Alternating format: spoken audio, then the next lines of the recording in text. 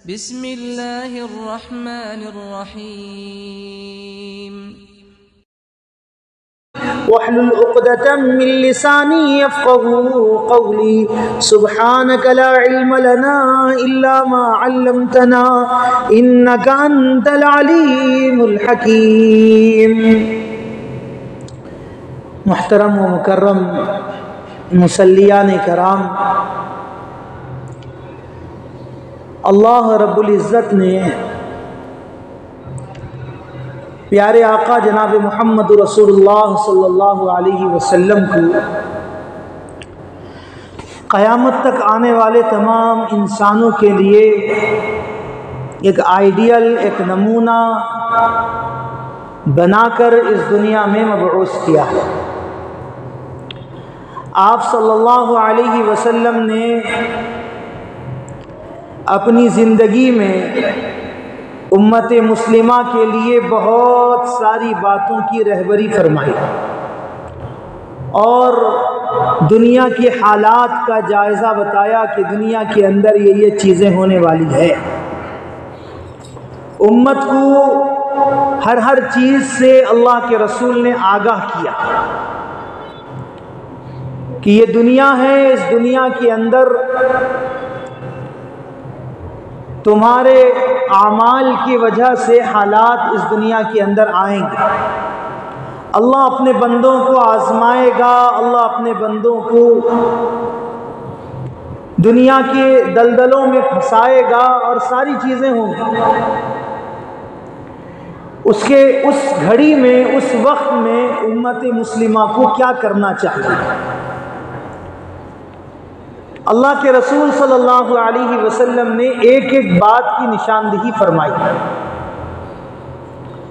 आप अलैहिस्सलातु वस्सलाम से सहाबा ने पूछा कि या रसूलल्लाह, जैसा पिछली कौमों के ऊपर हालात आए, अज़ाबात उतरे, क्या आपकी उम्मत के ऊपर भी आएंगे? अल्लाह के रसूल ने फरमाया कि हाँ, लेकिन उस वक्त आएंगे जब मेरी उम्मत के लोगों के आमाल बिगड़ जाएंगे। किसी और मौके पर हज़रत अबू हुरैरा रज़ियल्लाहु ताला अन्हु से रिवायत है, आपने फरमाया कि हाँ, तुम देखोगे कि दुनिया के अंदर क़यामत से पहले देखिए, अलामत क़यामत की दो निशानियाँ हैं। एक वो निशानी है जो हज़रत ईसा अलैहिस्सलाम का आना और दज्जाल का निकलना, और जो बड़े बड़े निशानियां हैं कि हज़रत ईसा अलैहिस्सलाम आकर दज्जाल को क़त्ल करेंगे और इमाम महदी का ज़ुहूर होना, ये सब तो अभी बाकी है, सब अभी हुआ नहीं है, ये तो आखिर में होगा। लेकिन उससे कबल अल्लाह के रसूल ने फरमाया कि उससे कबल तुम देखोगे, ये तो निशानियां अलामत में से है, क़यामत में से, ये तो होंगे, लेकिन उससे पहले ये होगा कि ज़मीन में ज़लज़ले आएंगे। अल्लाह के रसूल ने मस्जिद नबवी के अंदर खड़े थे, आप मस्जिद नबवी के अंदर खड़े होकर फरमाया कि सुनो, जिस मस्जिद में आज मैं खड़ा हूं, इस मस्जिद में भी ज़लज़ले आएंगे। और फिर इशारा फरमाया अपनी उंगलियों से कि वो देखो, हरम पाक मक्कतुल मुकर्रमा में भी ज़लज़ले आएंगे।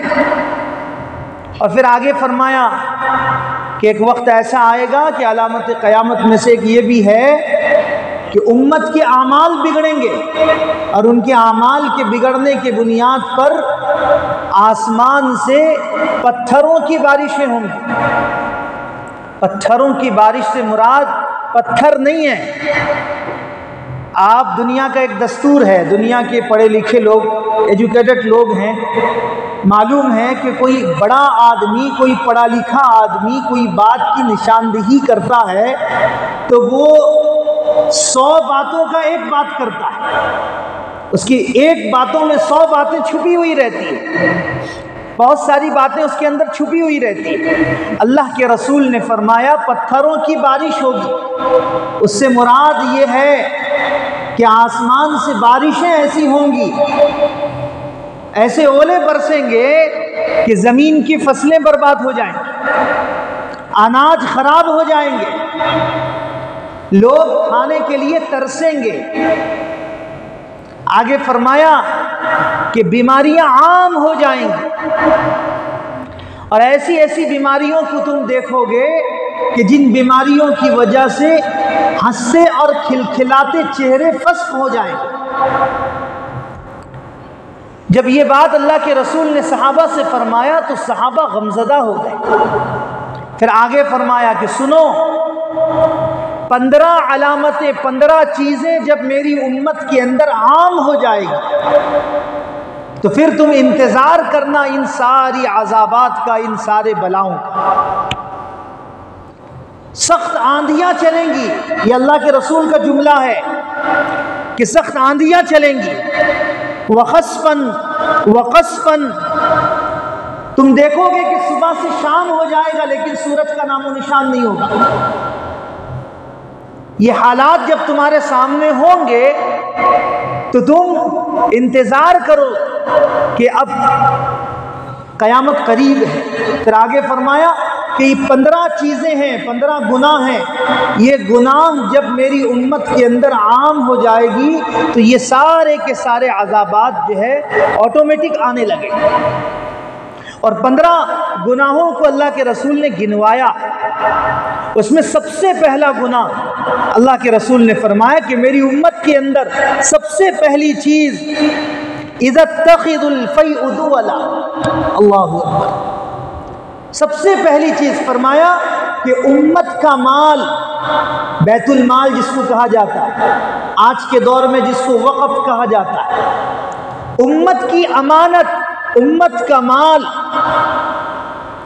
इसको लोग अपनी जागीर समझने लगेंगे। मेरे पास, मैं बैतुल माल का जिम्मेदार हूँ, अब मेरे बाद जो है मेरा बेटा होगा, मेरे बेटे के बाद मेरा पोता होगा, उसको अपनी जायदाद समझने लगेंगे। उम्मत के माल को अपना समझने लगेंगे। अल्लाह के रसूल का जुमला है, मैं हदीस लेकर बैठा हूँ। इज़्तख़िज़ु फ़ैउ दुवला, लोग जो है उम्मत के माल को अपना समझेंगे। जब तुम ये चीज़ देखो कि उम्मत के अंदर जब ये चीज़ें आने लगे तो अल्लाह के अज़ाब समझ लो अब आने वाला है। दूसरी चीज़ वज़्ज़कातु मग़रमन, कि मेरी उम्मत के अंदर ज़कात बोझ बन जाएगा। वज़्ज़कातु मग़रमन, लोग जो है ज़कात देने को बोझ समझेंगे, जैसा टैक्स देने को लोग बोझ समझते हैं। ज़कात देना लोगों के लिए आर हो जाएगा, मुश्किल बन जाएगा। ज़कात देने से लोग छुपेंगे, अपने जान चुराएंगे। फरमाया कि जब तुम उम्मत के अंदर ये चीज़ें देखो, वज़्ज़कातु मग़रमन, ज़कात देने से लोग बाज आ जाएंगे, लोग नहीं देने लगेंगे, ज़कात सही तरीके से नहीं निकालेंगे, तो इंतज़ार करो अल्लाह के अज़ाब का। अल्लाह के अज़ाब का इंतज़ार करो। आज देखिए उम्मत मुस्लिमा की हालात क्या है। मालदार चंद पैसे निकालने के बाद में खामोश होकर बैठ जाते हैं। इल्ला माशाअल्लाह बात कर रहा हूँ, कोई ऐसा होगा जो अपने पूरे माल का ज़कात अदा करता हो, कोई ऐसा होगा। वरना क्या बताऊं, ऐसे हालात, ऐसे माजरे सामने आते हैं कि लोग ज़कात को हल्का समझते हैं। अल्लाह के रसूल सल्लल्लाहु अलैहि वसल्लम ने फरमाया कि जिसने जानबूझकर अपनी ज़कात का 1 रुपया भी अगर अपने पास रख लिया, उसको इख्तियार है कि वो मौत के वक्त यहूदी होकर मरे या ईसाई होकर मरे। ये अल्लाह के रसूल का फरमान है कि वो मौत के वक्त यहूदी होकर मरे या ईसाई होकर मरे। और फिर आगे फरमाया कि जिसने ज़कात का 1 रुपया भी, 1 दिनार भी, अगर किसी ने, उस ज़माने में दिनार था, अशरफियाँ थी, 1 दिनार भी अगर किसी ने रोक लिया थोड़ा सा हिस्सा भी अगर किसी ने रोक लिया, कल क़यामत के दिन वो यहूदी बनकर, अल्लाह का बागी बनकर अल्लाह के सामने खड़ा होगा और अल्लाह ताला उससे मुखातिब नहीं होंगे। अल्लाह ताला उससे मुखातिब नहीं होंगे, दूसरों से मुखातिब होकर उससे पूछेंगे कि तुझे मैंने ज़कात, तुझे मैंने मालदार बनाया था, तूने उसको अदा क्यों नहीं किया। अंदाज़ा कीजिए, जिसको आज उम्मत इतने हल्के में ले रही है। और अल्लाह के रसूल सल्लल्लाहु अलैहि वसल्लम ने फरमाया कि मेरी उम्मत के अंदर ज़कात का माल, ज़कात देना जब मेरी उम्मत के ऊपर बोझ बन जाएगा तो समझ लो कि अल्लाह की अज़ाब बस आने वाली है, इंतज़ार करो। और उस वक्त का इंतज़ार करो कि सारे के सारे उस अज़ाब में मुब्तला होने वाले हो। तीसरी चीज़ अल्लाह के रसूल ने फरमाया, वतुअल्लिम लिग़ैरिद्दीन, अल्लाह, कि तुम देखोगे लोग इल्म इसलिए हासिल करेंगे कि उनकी शोहरत हो, लोग आलिम इसलिए बनेंगे, लोग मसला इसलिए पूछेंगे, कुरान इसलिए पढ़ेंगे, कुरान की तजवीद इसलिए सीखेंगे, उलमा के करीब होकर लोग मसला इसलिए पूछेंगे, और क़यामत से पहले लोग आलिम इसलिए बनेंगे कि उनकी शोहरत हो, नाम नमूद के लिए लोग आलिम बनेंगे। इल्म जो है नाम नमूद के लिए सीखा जाएगा, दिखाने के लिए, रियाकारी के लिए, अपनी सलाहियत को इजहार करने के लिए, अपनी सलाहियत को बतलाने के लिए इल्म सीखा जाएगा। लोग फख्र करेंगे। कोई अल्लाह की रजा के लिए इल्म नहीं सीखेगा, अल्लाह की खुशनुदी के लिए कोई भी दीन हासिल नहीं करेगा। बहुत उलमा होंगे, अहले इल्म बहुत होंगे, मसाइल को जानने वाले बहुत होंगे, लेकिन अमल करने वाला कोई नहीं, अमल से खाली होगी। पूरी दुनिया अमल से खाली होगी। मस्जिदें पांचों नमाजों में पूर होगी, लेकिन नमाजों से कोई फायदा नहीं होगा। घर घर में उलमा होंगे, घर घर में अहले इल्म होंगे, लेकिन उन उलमा से उम्मत को कोई फायदा नहीं, उन उलमा से खुद उनकी ज़ात को कोई फायदा नहीं। दुनिया की तलब, दुनिया की हिर्स, दुनिया की लालच, दुनिया की तमा दिलों के अंदर बैठी हुई है। फरमाया कि जब तुम ऐसा मंजर देखो तो इंतजार करो अल्लाह की अजाब का, अल्लाह की गज़ब का इंतजार करो कि अब कुछ ही लम्हों में अल्लाह की अजाब आने वाला है। आगे फरमाया, वअताअ अर्रजुलु इम्रअतहु वअक्क़ उम्महु, लोग अपने दोस्त को अपने से करीब करेंगे, जाती मामले में अपने दोस्त से राय लेंगे, वअक्क़ उम्महु, और अपने बाप को दूर कर देंगे अपने से, अपने माँ बाप को अपने से दूर कर देंगे, अपने जाती चीज़ों में अपने दोस्तों को करीब करेंगे, और अपने माँ बाप को जिन्होंने दुनिया में लेकर आए उनसे नफरत करने लगेंगे, उनके बागी बन जाएंगे। आज हो रहा नहीं हो रहा, बाप से राय मशवरा नहीं हो रहा है, राय मशवरा हो रहा है तो दोस्तों से हो रहा है, राय मशवरा हो रहा है तो ऐसे लोगों से हो रहा है जिनका इसके जिंदगी से कोई ताल्लुक ही नहीं है।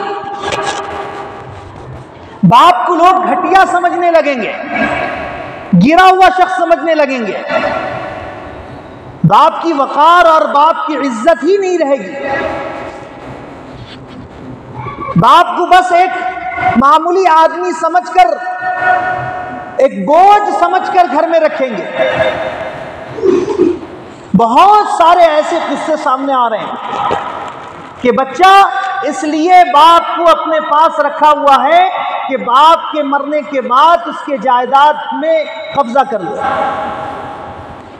कि बाप के पास जायदाद है, अगर मैं बाप को छोड़ दूंगा तो मेरा छोटा भाई कब्जा कर लेगा, अगर मैं छोड़ दूंगा दुनिया वाले ताना देंगे, दुनिया वाले मुझे गलत समझेंगे, इसलिए बोझ समझकर बाप को रखा हुआ है अपने पास, सवाब समझकर नहीं, इबादत समझ के नहीं। लोगों की नजरों में बाप की इज्जत इसलिए की जा रही है कि लोग कहें कि हाँ ये माँ बाप का खिदमत गुजार है, लेकिन घर के अंदर माँ बाप की कोई कदर नहीं, माँ बाप की कोई अजमत नहीं, कोई पहचान नहीं माँ बाप। अल्लाह के प्यारे रसूल ने फरमाया, जब तुम देखो तो कोई शख्स अपने घर के अंदर बेसुकूनी की जिंदगी गुजार रहा है, हमेशा उसकी जिंदगी के अंदर सुकून ही नहीं है, बेचैनी की जिंदगी गुजार रहा है, तो गवाही दो कि ये अपने माँ बाप का नाफरमान है। इसकी नाफरमानी की बुनियाद पर इसकी जिंदगी के अंदर से सुकून व चैन खत्म हो चुका है, इसकी जिंदगी के अंदर से करार खत्म हो चुका है।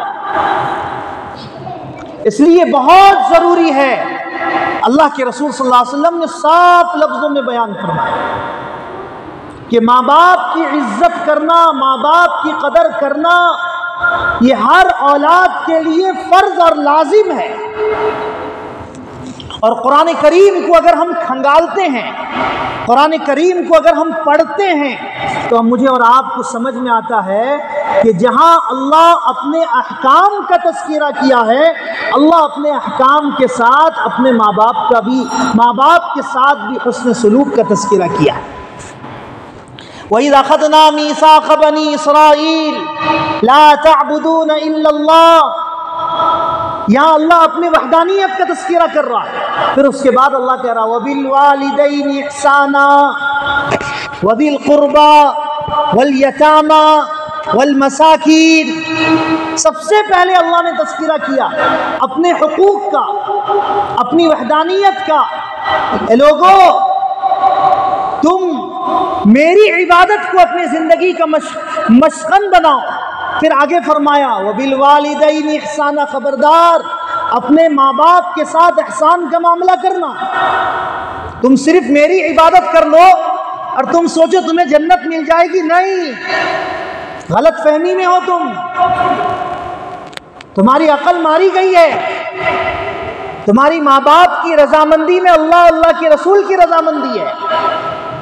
तुम अल्लाह के सामने सर झुका रहे हो, तहज्जुदें पढ़ रहे हो, सब कुछ कर रहे हो, लेकिन माँ बाप के साथ हुस्न सही नहीं है, माँ बाप के साथ मामला सही नहीं है, तो याद रखो दुनिया भी बर्बाद है और आखिरत भी बर्बाद है।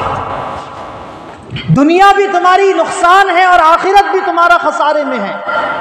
यूं ही थोड़ी ना अल्लाह के रसूल ने फरमा दिया कि तुम्हारा बाप जन्नत का दरवाजा है। ए नौजवानों, कान का पर्दा खोलकर सुनो, तुम्हारा बाप जन्नत का दरवाजा है। बाप का एहसान जो तुम्हारे ऊपर है, दुनिया का कोई बड़ा सा बड़ा साथी, बड़ा सा बड़ा दोस्त भी तुम्हारे ऊपर वो एहसान नहीं कर सकता। लेकिन आज चंद पैसों आ जाने के बाद में, जवानी के दहलीज में कदम रखने के बाद में, आज बाप की बातों को ज़बान हाल से ठुकराया जा रहा है, बाप को नीचा देखा जा रहा है, बाप के साथ हुस्न सलूक नहीं किया जा रहा है। कई औलाद तो ऐसे हैं कि दुनिया में ऐसे मगन हो चुके हैं कि बाप की अजमत को भूल बैठकर बाप को लेकर जाके दूसरे जगह छोड़ दिए, घरों में रखना पसंद नहीं है, घरों के अंदर माँ बाप को रखना पसंद नहीं है। वो खुशनसीब औलाद हैं जो अपने माँ बाप को अपने साथ रखते हैं। अल्लाह के रसूल ने फरमाया उस शख्स के ऊपर कभी फक्र फाका नहीं आएगा, वो शख्स कभी तंगी का शिकार नहीं होगा। या रसूलुल्लाह, कौन? जो अपनी माँ बाप की खिदमत करता है, जो अपनी माँ बाप की खिदमत करता है, वो कभी तंगी का शिकार नहीं होगा, वो कभी फितनों का शिकार नहीं होगा, वो कभी किसी बला और मुसीबत का शिकार नहीं होगा। कौन? जो अपने माँ बाप की खिदमत को हमेशा अपनी ज़िंदगी के अंदर दाखिल करके रखता है। अवैस करनी सहाबा बन सकते थे, एक सहाबी बन सकते थे, लेकिन सिर्फ माँ की खिदमत की वजह से अल्लाह के रसूल की जिंदगी पाकर भी अल्लाह के रसूल की दीदार नहीं की। सिर्फ माँ की खिदमत की वजह से अल्लाह के रसूल के ज़माने में मौजूद थे, इसलिए नहीं आ पाते कि मैं अगर चला जाऊंगा तो मेरी माँ की खिदमत कौन करेगा, मेरी माँ का खिदमत कौन करेगा, उसके साथ एहसान का मामला कौन करेगा। जानते हो इस बुनियाद पर अल्लाह ने कितना बड़ा इनाम दिया, अल्लाह ने कितना बड़ा इनाम दिया हज़रत अवैस करनी को। सहाबा तरसते थे हुजूर की दीदार के लिए, लोग तरसते थे हुजूर की दीदार के लिए। जब अल्लाह के रसूल जब मेराज में गए तो मेराज में जाने के बाद में अल्लाह का अर्श अल्लाह से मुखातिब होकर कहने लगा कि मेरे परवरदिगार, मुझे इजाज़त दीजिए कि मैं आपके महबूब जनाब मोहम्मद रसूलुल्लाह सल्लल्लाहु अलैहि वसल्लम को सलाम पेश करूं। अल्लाह ने मुझे और आपको समझाने के लिए अपने अर्श से पूछा, सवाल किया कि मैं तेरे ऊपर मौजूद हूँ, तू अर्श अजीम है, तेरा मकाम सबसे आला और सबसे बाला है, और तू कह रहा है, हालांकि अल्लाह को सब कुछ मालूम था, लेकिन अल्लाह मुझे और आपको समझाना चाह रहा था कि मेरे नबी का मकाम क्या है, मेरे नबी की आजमत क्या है। लेकिन तू कह रहा है कि मैं मोहम्मदुर रसूलुल्लाह को सलाम करूं। परवरदिगार, दिल चाहता है कि आपने अपने महबूब को ऐसा बनाया है, आपने अपने नबी को ऐसा बनाया है, दुनिया का हर मखलूक आपके महबूब की दीदार के लिए बेताब है। ये जुमला जब उसके ज़बान हाल से निकला तो अल्लाह ने खुद बासाख्ता, ये हदीस का जुमला है, रब्बे कायनात ने फरमाया कि मैं भी चाहता हूँ कि मेरे महबूब मुझसे करीब रहे। इसलिए अल्लाह ने जब अर्श पार होने लगे, अल्लाह के रसूल सिदरतुल मुंतहा पार हो गए, तो अल्लाह ने सारे पर्दों से हटा दिया, सारे पर्दों को हटाकर अर्श अजीम के करीब बुलाकर अपनी दीदार करवाया। मेरे महबूब का मकाम इतना ऊंचा है, लेकिन अंदाजा कीजिए हजरत अवैस करनी रहमतुल्लाहि अलैह हुजूर का जमाना पाकर हुजूर की दीदार के लिए नहीं आ रहे। वो भी एक मरतबा आए थे, हुजूर किसी जंग के मामले पर जो है बाहर गए हुए थे। क्यों? कि सिर्फ माँ की खिदमत की वजह से। और अल्लाह ने बशारत क्या दी, या मेरे आका आप अवैस करनी के मुतालिक बशारत दीजिए कि आपके दुनिया से जाने के बाद अगर इस उम्मत की बख्शिश मैं किसी के जरिया कर सकता हूं तो वह अवैस करनी का मकाम है। हुजूर के बाद अगर इस उम्मत की बख्शिश कोई कर सकता था तो वह हजरत अवैस करनी थे। किस बुनियाद पर? सिर्फ माँ की खिदमत करने की बुनियाद पर, सिर्फ माँ की इताअत करने की बुनियाद पर। आज उम्मत के ऊपर हालात क्यों हैं? यही तो अल्लाह के रसूल बयान फरमा रहे हैं। लोग जो है अपने दोस्तों को करीब करेंगे, हर किसी से अपना रिश्ता जोड़ेंगे, हर किसी को अपना करीब करेंगे, लेकिन जिनको करीब करना है उनको दूर कर देंगे। जिनको अपने से करीब करना है, जिनके मशवरे से जिंदगी गुजारनी है, उनको दूर कर देंगे। तो समझ लेना, अल्लाह के रसूल ने फरमाया कि तो फिर समझ लेना कि अब अल्लाह की अजाब आसमान से उतरने वाला है, अब जमीन से फितने उभरने वाले हैं, अब जमीन से जो है अजाबात उबलने वाले हैं। अब तुम्हें कोई नहीं बचा सकता। अब तुम बचोगे तो अपने आमाल को बदलना पड़ेगा। अब अगर तुम्हें बचना है तो अपने आमाल को बदलकर तुम अल्लाह के अजाब से बच सकते हो। आगे फरमाया वज़हरतिल अस्वाद फिल मसाजिद, कि जानते हो एक वक्त ऐसा आएगा कि लोग दुनियावी गुफ्तगू को, अपनी जाती बात को मस्जिदों के अंदर इतने जोर जोर से करने लगेंगे जैसा कि घरों के अंदर, बाजारों के अंदर करते हैं। मस्जिदों का अदब और मस्जिदों का एहतराम उनके दिलों के अंदर से निकल जाएगा, उनकी कल्ब के अंदर से निकल जाएगा। मस्जिदों के अंदर तुम देखोगे, ये मेरा जुमला नहीं, अल्लाह के रसूल का जुमला है, तुम मस्जिदों के अंदर देखोगे ये जो फला कबीले के यहूदी है ना, वो यहूदी जिस तरीके से अपने घरों में घंटी बजाते हैं, तुम मस्जिदों के अंदर देखोगे कि क़यामत से पहले लोग मस्जिदों के अंदर घंटियां बजाएंगे, लोग मस्जिदों के अंदर घंटियां बजाएंगे। सहाबा ताज्जुब करने लगे, या रसूलल्लाह मुसलमान ईमान वाले मस्जिद में घंटी बजाएंगे? जी, जब तुम वो जमाना पाओगे तो तुम अपने निगाहों से देखोगे, कानों से सुनोगे कि मस्जिदों में घंटियां बजेंगी। आज बज रहा है नहीं बज रहा है? मोबाइलों के जरिया से घंटियां बज रही है नहीं बज रही है? मस्जिद का अदब, मस्जिद का एहतराम हमारे क़ल्ब से निकल चुका है। मस्जिद क्या चीज़ है आज हमारे दिलो दिमाग से निकल चुका है, हमारे ख्यालों से निकल चुका है कि मस्जिद क्या चीज़ है, मस्जिद का अदब कितना ज़रूरी है। अल्लाह के रसूल सल्लल्लाहु अलैहि वसल्लम मस्जिद के अंदर तशरीफ़ लाए। आपने एक साथी को देखा कि वो मस्जिद के अंदर बेढंगे तरीके से बैठा हुआ था, अपने पैर को, हदीस में है कि उसने पैर को अपने एक पैर के ऊपर रखकर बैठा हुआ था। अल्लाह के रसूल का चेहरा बदल गया। आपने फरमाया कि तुम अपनी आखिरत बर्बाद कर रहे हो, मस्जिद का अदब तुम्हारे अंदर नहीं है। आपने सख्त लहजों में उसको डांटा और डांट कर कहा कि मस्जिद का एहतराम हर मुसलमान के लिए लाजमी और ज़रूरी है। इसलिए मेरे भाइयों, अलामत क़यामत में से अल्लाह के रसूल ने फरमाया कि वो वक्त आएगा लोगों के क़ल्ब से मस्जिदों का अदब और मस्जिदों का एहतराम निकल जाएगा, मस्जिद की अज़मत ख़त्म हो जाएगी।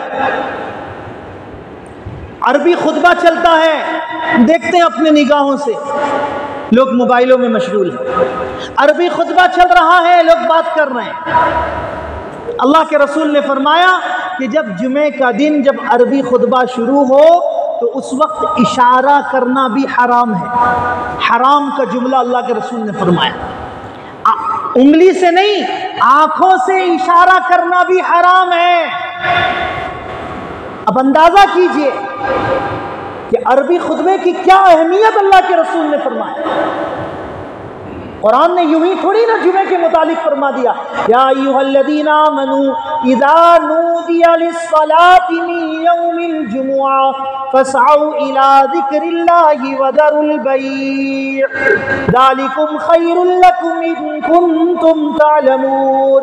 ऐ ईमान वालो, ये नहीं कहा या अय्युहन्नास, ऐ इंसानों नहीं कहा, ऐ ईमान वालो, जब तुम नमाज जुमे के लिए जाओ अपने आप को बन सबर कर जाओ। इज़ा नूदिया लिस्सलाति मिन यौमिल जुमुआ, जब तुम जुमे के लिए जाओ अपने आप को खामोश करके जाओ, सिर्फ अल्लाह और अल्लाह के रसूल के जिक्र के अलावा तुम्हारी जबान पर कोई बात नहीं होनी चाहिए। अब आप बताइए, मैं अक्सर आप देखते होंगे कि जो लोग खड़े होते मैं इशारे से दिखा देता हूँ खुतबे से पहले, क्यों कि यहाँ तक मुहद्दिसीन कराम ने लिखा है कि जुमे का खुतबा खड़े होकर सुनना भी मकरूह है, मकरूह तक लिखा गया। मुहद्दिसीन कराम ने लिखा है, जवाहिरुल फिक़्ह में लिखा हुआ हज़रत मुफ्ती शफी साहब ने कि जुमे के खुतबे के दरमियान जो मुक़्तदी हैं उन्हें चाहिए कि अपना चेहरा और अपना सीना और अपना जिस्म क़िबले की तरफ कर कर बैठें। अगर दूसरे रुख कर कर बैठेंगे, ये मेरा जुमला नहीं, हज़रत मुफ्ती साहब ने अपने किताब में हदीस के हवाले से लिखा है कि अगर चेहरे को दूसरे तरफ करके बैठोगे अल्लाह तुम्हारे दिल के हाल को बदल देगा, दिल से अल्लाह मारफत को निकाल देगा, अपनी मोहब्बत को निकाल देगा। इसलिए मेरे भाइयों, हमें बहुत ज़रूरी है कि हम इन चीज़ों को अपने ज़िंदगी के अंदर दाखिल करें। अल्लाह के रसूल ने फरमाया कि अलामत क़यामत में से है कि तुम देखोगे कि मस्जिदों के अंदर लोग दुनियावी गुफ्तगू को ज़ोर ज़ोर से करेंगे। अपनी जाती बातों को लोग जोर जोर से करेंगे और उसे आर नहीं समझेंगे। और आगे क्या फरमाया, वसादल कबीलतु फासिकुहुम, कि तुम देखोगे कि एक वक्त ऐसा आएगा कि फासिक शख्स, फासिक फाजिर, जिसको दीन से कोई मतलब नहीं, फासिक उसे कहा जाता है। किसी को तकलीफ होती है तो हो जाने दीजिए, मैं हदीस पढ़ रहा हूं। फासिक उसे कहा जाता है जो नबी के सुन्नत को अपनी जिंदगी से निकालता है, जो नबी की सुन्नत को हल्का समझता है। आसान जुमले में समझिए, उलमा ने बतलाया है कि फासिक हर उस शख्स को कहा जाता है जो अपनी चेहरे से दाढ़ी को निकालता है। फरमाया वसादल कबीलतु फासिकुम, तुम देखोगे कि क़यामत से पहले फासिक शख्स तुम्हारे कबीले का सरदार बन जाएगा, तुम्हारे इलाके का सरदार बनेगा, तुम्हारे ऊपर हुकूमत करेगा। फासिक शख्स तुम्हारा हाकिम बनेगा। ये जितने सियासी लोग हैं जिसको आज हम अपना सरदार और अपना रहनुमा बनाकर बैठे हुए हैं, यही तो है अलामत क़यामत में से। अल्लाह के रसूल ने फरमाया, और आगे क्या फरमाया, वकाना ज़ईमुल कौमी अरज़लुहुम, तुम देखोगे कि तुम्हारे कौम का लीडर, कौम का सबसे रज़ील और सबसे जलील शख्स होगा। अरज़लुहुम, जानी तुम्हारे कौम का लीडर होगा, चोर तुम्हारे कौम का लीडर होगा, डाकू तुम्हारे कौम का लीडर होगा। ऐसे लोग जो है तुम्हारे कौम के लीडर होंगे जो तुम्हारी जात पर हमला होते हुए देखकर भी अपनी जबान बंद करके बैठेंगे। गैर तुम्हारे ईमान और तुम्हारे जिस्म पर, तुम्हारी हर चीज पर डाका डालते हुए देखेंगे लोग, लेकिन उसके बावजूद भी जबान बंद करके बैठेंगे। क्यों? कि उनको उधर से माल आ रहा है, उनको मिल रहा है, उनका जेब गर्म हो रहा है, उनको तो बस अपनी कुर्सी से परवाह है। तुम मर जाओ, तुम कट जाओ, तुम खत्म होते हो जाओ, तुम्हें जो करना तुम कर लो, हमें तो बस अपने जेब गर्म होने से परवाह है। अल्लाह के रसूल ने फरमाया वकाना ज़ईमुल कौमी अरज़लहुम। देखिए आज ये चीज हो रहा नहीं हो रहा है। और आगे क्या फरमाया, व अकरमुर रजुलु मखाफत शर्रहु, फरमाया कि अलामत क़यामत में से ये भी है कि लोग इसलिए किसी शख्स की ताज़ीम करेंगे कि अगर हम इसकी ताज़ीम इसलिए नहीं करेंगे तो ये हमें शर पहुंचाएगा। लोग शरीर लोगों की ताज़ीम करेंगे, बेगैरत लोगों की लोग ताज़ीम करेंगे, इज्जत करेंगे, और इसलिए उनकी इज्जत की जाएगी कि अगर हम इनकी इज्जत नहीं करेंगे तो ये हमें नुकसान पहुंचाएगा, ये हमें जलील करेगा, ये हमारा काम नहीं आएगा। आज हो रहा नहीं हो रहा, ये सारी चीजें आज हो रही है। फिर आगे क्या फरमाया, वज़हरतिल क़ीनतु मआज़िफ़, कि तुम देखोगे कि लोग जो है रेशमी लिबास, ऐसी चीजों को लोग जो है इस्तेमाल करेंगे जो चीजें हराम है, हराम, और उसको बड़े शान और शौकत से इस्तेमाल करेंगे। और फिर आगे फरमाया कि तुम देखोगे कि गाना बजाने वाली चीजें जो गुनाह है, उसके साजो सामान लोग जो है फरोख्त करने लगेंगे, और उसे फरोख्त करके लोग जो है फख्र समझेंगे। एक मसला सामने आ गया, इसलिए जाहिर कर दूं, आज के दौर में जो इस वक्त मोबाइलों की दुकानों में गाना वगैरह जो मोबाइलों की दुकानों में भरा जाता है, और ये जितने चीजें फरोख्त की जाती है, जिन चीजों से बाज़ाब्ता, सही तरीके से सुनिए, जिन चीजों से बाज़ाब्ता हराम चीजें होती है, मसलन हेडफोन वगैरह, ये हेडफोन वगैरह से इंसान छुप छुपा कर गाना सुनता है। हाँ, अगर कोई शख्स इसको आज के दौर के हिसाब से कोई इसलिए इस्तेमाल कर रहा है कि मैं अक्सर सफ़र में रहता हूँ और मेरे सफ़र की वजह से मुझे हेडफोन लगाना ज़रूरी है, तो उसके लिए गुंजाइश है। वरना अक्सर नौजवान जो हेडफोन का इस्तेमाल करते हैं सिर्फ इसलिए कि हमें इन यूट्यूब वगैरह जो गाना वगैरह जो बजता है इससे जो हेडफोन में लगाकर सुना जाता है, ये फ़रोख्त करना भी हराम है। ये मेरा जुमला नहीं है, मसाइल की किताबों में लिखा हुआ, अल्लाह के रसूल ने हदीस के जरिए से मुझे और आपको बताया, ये हराम है। ये गाना बजाने के जितने भी सामान हैं, जितने भी आलात हैं, ये सारे के सारी चीज़ें हराम हैं। और अल्लाह के रसूल ने फरमाया कि अलामत क़यामत में से एक वक्त ऐसा आएगा कि इसको लोग जो है बड़े फ़ख्र से फ़रोख्त करेंगे। फिर आगे क्या फरमाया, वशुरिबतिल खुमूर। इसमें दो बातें हैं। पहली बात तो यह है कि शराब आम हो जाएगी, और दूसरी बात यह है कि हर नशे वाली चीज़ें भी आम हो जाएगी। हर नशे वाली चीज़ें उलमा ने इसकी तशरीह की है, मैंने नहीं। मैं करो तो मेरे गिरेबान को पकड़ो। मुहद्दिसीन कराम ने तशरीह की है कि नशे में हर वो चीज़ शामिल है जिसको खाने के बाद मुंह से बदबू आती है।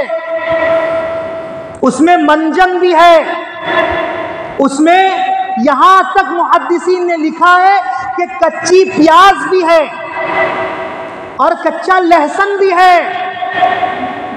इन चीजों को खाने के बाद, जिस चीज को खाने के बाद मुंह से बदबू आती है, सिगरेट है, बीड़ी है, तंबाकू है, गुटखा है, ये सारी की सारी चीजें अल्लाह के रसूल ने फरमाया कि जिसको खाने के बाद मुंह से बदबू आती है, ये सब के सब हराम है, हराम। और अल्लाह के रसूल ने फरमाया कि जानते हो, ये चीज़ जब मेरी उम्मत के अंदर आम हो जाए ना, तो समझ लो कि अब आसमान से अल्लाह का अजाब आने वाला है। समझ लो कि अब ज़मीन से अल्लाह के अजाब टूट रहे हैं। आगे अल्लाह के रसूल ने फरमाया वज़लज़लतन, अब ज़मीन बर्दाश्त नहीं कर पाएगी। अब ज़मीन जो है अल्लाह से फरियाद करेगी कि अल्लाह हुक्म दे मुझे कि मैं हिल जाऊं, इन कमबख्तों को निगल लो। फिर आगे क्या फरमाया, वखस्फन, अल्लाहु अकबर। ऐसे ऐसे बीमारियां आएंगी, ऐसे ऐसे हालात आएंगे कि लोगों के चेहरे फस्क हो जाएंगे, लोगों की जिंदगियां खराब हो जाएंगी। आगे फरमाया वमसअन वकस्फन वअयबन तताबअ कनिज़ामिल बाल, कि तुम देखोगे आसमान से ऐसे ऐसी बारिशें होंगी कि उन बारिश की वजह से लोगों की ज़मीनें, लोगों के फसलें बर्बाद हो जाएंगी। आज हो रहा नहीं हो रहा, तुम देखोगे ऐसी हवाएं चलेगी कि जिन हवाओं से लोगों के घर उजड़ जाएंगे। तुम देखोगे हवाएं ऐसी चलेगी कि उन हवाओं से लोगों के अंदर खराब बीमारियां तारी हो जाएंगी। तुम्हारे जानवरों के अंदर बीमारियां आएंगी, तुम्हारे अंदर बीमारियां आएंगी। तुम्हारे बूढ़े, तुम्हारे बच्चे, तुम्हारे जवान उन हवाओं से बीमारी के शिकार बनकर वक्त से पहले मौत के शिकार बन जाएंगे। अल्लाह के रसूल ने इन अजाब को, इन गुनाहों को अल्लाह के रसूल ने गिनाया और गिना कर फरमाया कि अबू हुरैरा सुन ले कि जब ये दौर पा तू, जब तू इस वक्त में, जब तू ये दौर पाए तो इस वक्त तुझे चाहिए कि तू अपना रहन सहन उम्मत से, अपना रहन सहन मखलूक से हटा ले। दो काम अल्लाह के रसूल ने फरमाया। पहला काम तो ये फरमाया कि तू अगरचे तेरे अंदर इतनी ताकत है कि तू इस गुनाह से लोगों को निकाल सके तो निकाल, अगर नहीं है तो लोगों से अलग थलग हो जाए। तो इसलिए मेरे भाइयों, ज़रा अपने माशरे पर जायज़ा लेकर देखिए, इतने हालात हालात हालात हालात जो आज हर किसी के ज़बान पर है। हम हर आए दिन हालात हालात सुनते जा रहे हैं, लेकिन उस हालात का खात्मा कब हो, वो हालात हमसे दूर कैसा हो, इसको किसी की फिक्र नहीं। मेरे घर पर, मेरे घर के बाजू में आग लग चुकी है और वो आग की चिंगारियां मेरे घर पर आ रही है और आ चुकी है। और तब भी मैं खड़ा होकर खामोश खड़ा हूं तो मुझे लोग बेवकूफ़ नहीं कहेंगे तो क्या कहेंगे? लोग मुझे बेअक्ल नहीं कहेंगे तो क्या कहेंगे? लोग मुझे नादान नहीं कहेंगे तो क्या कहेंगे? इस वक्त ये कौम नादान हो चुकी है, बेवकूफ़ बेअक्ल हो चुकी है। माल की तमा और माल की हिर्स, माल की लालच ने इस उम्मत को इतना गिरा दिया है, ये उम्मत अपनी ज़मीर को खो बैठी है, ये उम्मत अपनी वक़ात को खो बैठी है। जिन चीज़ों से इस उम्मत को बाज आना चाहिए, आज ये उम्मत उसी चीज़ों पर सबसे ज़्यादा मुलव्विस है। आज ये उम्मत उसी चीज़ों पर सबसे ज़्यादा गिर रही है। फितनों की शिकार, अल्लाह हिफाजत फरमाए। ऐसे ऐसे फितने कि सुनकर दिमाग काम नहीं कर रहा है कि जहां दीन का काम हो, लेकिन अब जो है फिर से वो फिरके शुरू हो गए। ये मेरी और आपकी कमजोरी की बुनियाद है। हम अपनी बच्चियों को कॉलेज तो भेज रहे हैं, लेकिन वहां से आने के बाद उनका जायजा नहीं ले रहे, वहां से आने के बाद उनकी फिक्र नहीं कर रहे हैं, उनकी ईमान की, उनकी अमाल की, उनके अहवाल की, उनकी खलवत, उनकी जलवत की फिक्र नहीं हो रही। हम तो बस लापरवाह हैं कि बस हमने तो मुसलमान कॉलेजों में भेज दिया है। अरे भेज तो दिए, अच्छा काम किए, लेकिन वहां से आने के बाद उनके ईमान की, उनके अमाल की फिक्र कीजिए। वरना याद रखिए कि आप मुसलमान रहेंगे, लेकिन आपके बच्चे और आपकी बच्चियां आपके ईमान के दुश्मन बनकर आपके गले में, आपके सर में तलवार लटकाकर खड़े हो जाएंगे। और ये हुआ है, इसी मुल्क में हुआ है, सुप्रीम कोर्ट तक केस गया है। 2002 का किस्सा शायद अगर कोई जानता हो तो उसे मालूम होगा। हाँ, माँ बाप जो है मुसलमान हैं और औलाद जो है कादियान है।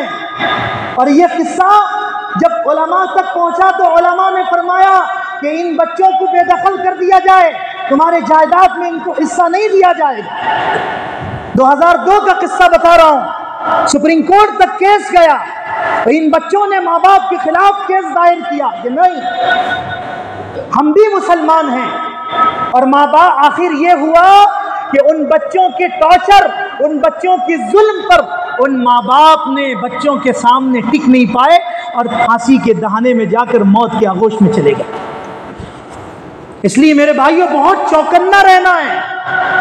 ईमान के दुश्मन आज हमारे घर की दहलीज नहीं, घरों के अंदर दाखिल हो चुके हैं। इसलिए हमें चाहिए कि हम हर उस गुनाह से अपने को भी और अपने ख़ानदान को भी बचाने की कोशिश करें जिस गुनाह से हमारा ईमान मजरूह हो रहा है, हमारा ईमान हमसे सल्फ हो रहा है। कोशिश करें कि अल्लाह ताला मुझे भी और आपको भी हर उस फितने से और हर उस गुनाह से बचने की तौफीक अता फरमाए जिस गुनाह से हमारा ईमान सल्ब होता है। अल्लाह ताला मुझे भी और आपको भी अमल की तौफीक अता फरमाए। वमा अलैना इल्लल बलाग।